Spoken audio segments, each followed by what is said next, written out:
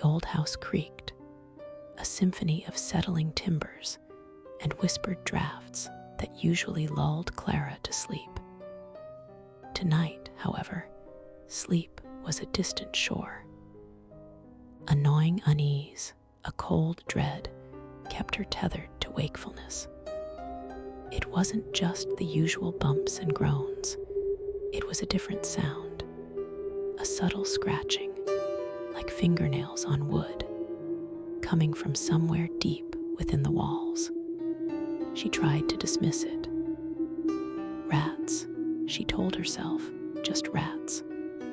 But the scratching grew more insistent, more deliberate. It moved, tracing unseen paths behind the plaster.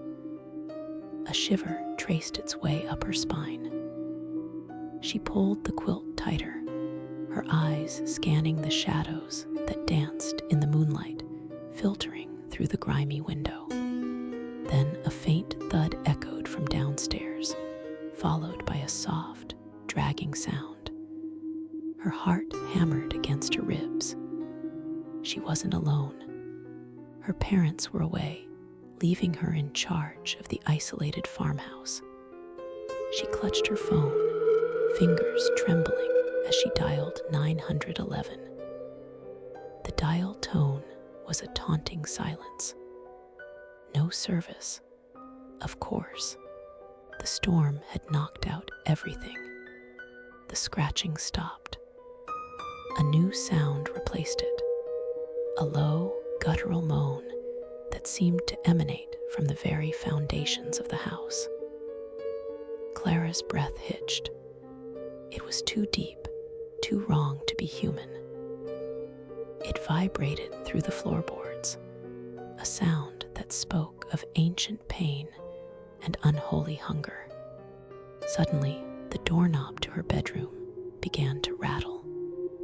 Slow, deliberate turns, as if whatever was on the other side was testing its strength, savoring the anticipation.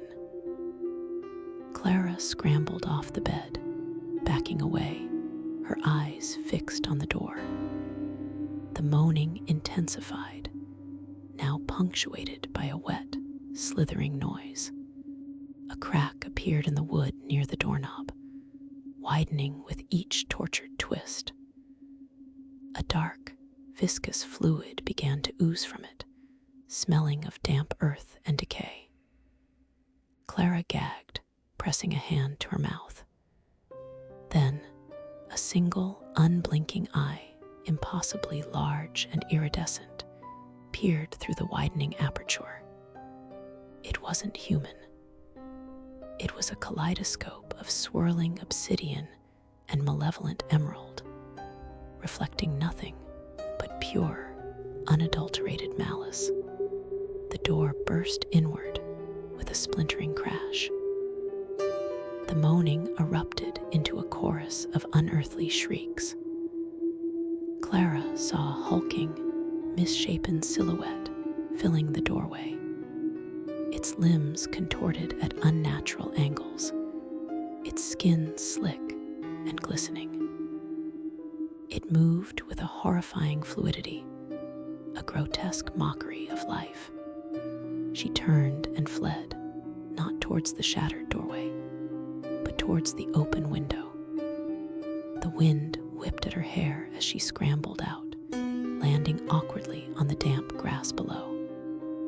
Behind her, the shrieks escalated, a symphony of terror that clawed at the night. She didn't dare look back. She just ran, the chilling sounds of the house pursuing her into the unforgiving darkness, forever imprinted on her soul. She knew, with a certainty that froze her to the bone, that the house hadn't just been haunted. It had been infected.